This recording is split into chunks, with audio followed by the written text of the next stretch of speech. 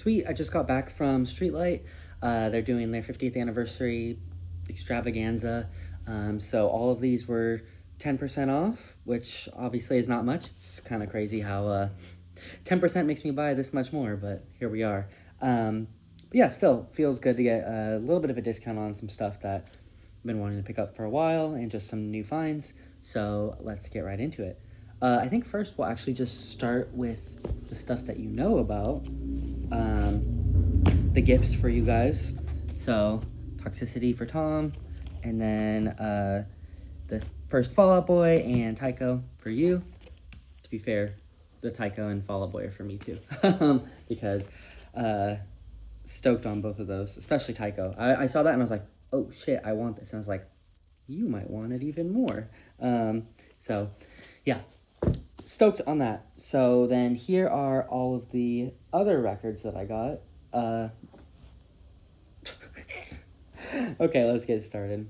First up, this is the remix album of the first 100 Gex album. The remixes are very hit and miss for me. I haven't listened to a lot of them in a while, but my most listened to song on Spotify is on here. I was listening to it as a single before this came out. That was it's the remix of Ringtone, but it has Charlie XCX, Caro Caro Bonito on it. So good. And then there's another one on here. There's a remix with Fall Out Boy on it. So it's just kind of crazy. When this came out, I was like, this is wild. So yeah, there's some good remixes on there. So stoked to have that. And now that almost completes the 100 Gex collection, I just need the Snake Eyes EP. Speaking of completing collections, I believe, or mostly at least, this is the Nails album, Abandon All Life.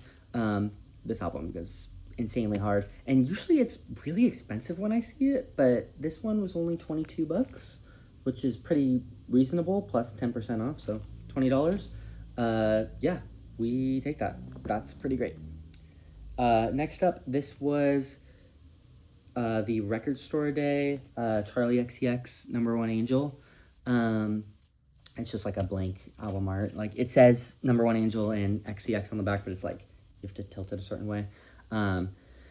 So yeah, she does this thing where she, like, when she represses her rare albums, she doesn't have the same album art on there. So like Pop 2 I have, and it's like this like sheen metallic cover, which is fine because Pop 2 is like way out of print and like stupid expensive, but then they repressed that with the actual album art finally, so I'm like, well, now I kind of want to trade it in.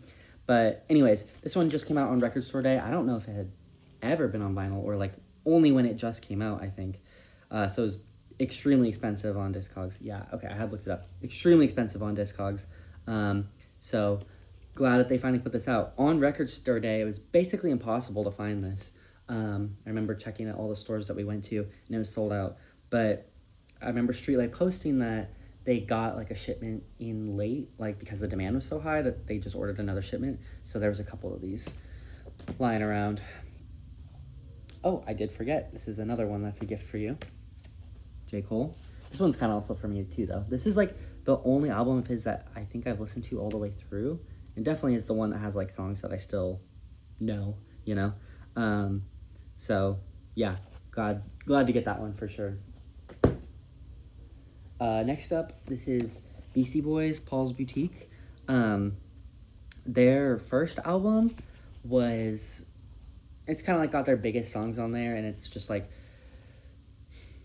it's kind of stupid, but like in a fun way, and it got them really popular, and it was kind of like really early crossover in rap, because it was like they were taking like rock samples and stuff, but like, you know, it's kind of corny. I still want it, because it's got bangers on there, but it is kind of corny, you know, but then this is their album after, and it's very different. They kind of like revolutionized sampling, and this is like back in the 80s, you know. So yeah, this album is really, really cool, very like ahead of its time, very unique. It was like, when it came out, it like, I think it was like a flop because it's not nearly as like catchy as their first album, but it's definitely like gone on to be regarded as one of, if not their best. And yeah, pretty legendary album. Opposite of a legendary album, but legendary to me. I don't care if it's cringe. The first 21 Pilots album, it was very cheap. And this is the one that, like, I fell in love with them too. Grew out of it a couple years later, but I was, like, obsessed with this. I have vivid memories of, like, this album was, like, a really big transitional album for me because I listened to it a lot with my high school friends as I was graduating, and it was also kind of like an early link with my college friends, and we all kind of bonded over this, and we went to see them and stuff. So it definitely was like a really important album to me at that time. And like, yeah, it's cringe now. Let's say it for what it is. I do think this one holds up better than Blurry Face, which is the other one that I know really well, and that's like their gigantic songs on there. But yeah, it's cringe, but I know every word to every song, so I think it was time. This is Rush, A Farewell to Kings. This is the only album that I didn't have from their really, like, important era. Well, okay.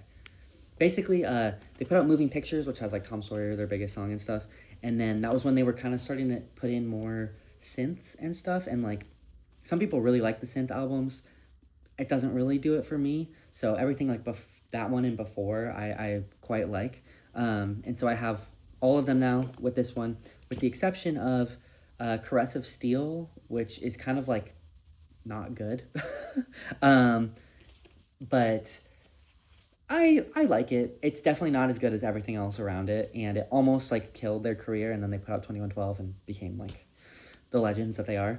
And then I don't have their self-titled, but their self-titled's kind of different. It's kind of more, like, hard rock, Led Zeppelin almost, rather than everything after that's, like, the more, like, prog rock stuff. Anyways, stoked to have that one, Closer to the Heart's on there, and that is a banger. Speaking of fucking bangers, Massive Attack Mezzanine. Oh, this album is so good. So good. Just a straight up trip hop classic. Probably the best trip hop album, besides maybe Portishead Dummy and Gorillaz, but that doesn't really count. So yeah, stoked to have this. Yeah, it's a classic. Next up, I didn't recognize the album art when I was going through because on my iPod, I had this album, but it was like the deluxe version. But this is the first Flume album. Listened to this a shit ton in college. Lots of nights drinking to this album. But yeah, there's so much good stuff in here. Sleepless is like probably my favorite song by him. Insane is so good. Holding On, Ezra, On Top. Like, yeah, there's so much good stuff. Warm Thoughts. Oh, I love that one. I actually haven't listened to that song in a long time. So yeah, I was just flipping through and I was like, is that the first album? Because I didn't recognize it. And yep, very excited to get this. And yeah, wasn't expecting to find that one. And then the last one is completing the Daft Punk collection. I believe with this, I have everything except for like their Tron Legacy score, which, you know, half counts. But yeah, this album is, so their first album, Homework, is probably my favorite, and that's like just the best straight up like house ever. And then they put out Discovery as their second album, and that's the one that has like Harder, Better, Faster, Stronger on it, and One More Time. And that album is phenomenal. It's so good. Most people will say that's their best one. And that one has a lot of like the more like disco funk kind of stuff in there. This album is the one that came out after that, and they have a lot more like rock influence in here. And this is, I would say, most people would say this is their worst album, but I mean, I would agree, but it has some real fucking bangers on here too. I mean, the first like 4 songs all in a row are so good. Human After All, Prime Time of Your Life, Robot Rock, Steam Machine, Brainwasher Goes Hard, Television Rules the Nation, Technologic. Like, it's filled with great songs, but it is like a noticeable step down, I would say, from their other stuff. And some of the songs just go on too long, which, to be fair, all their other stuff goes on way too long, but it's so good that like you don't care. But yeah, so anyways, even if it's not my favorite Daft Punk album, it's still a Daft Punk album, which means it's great.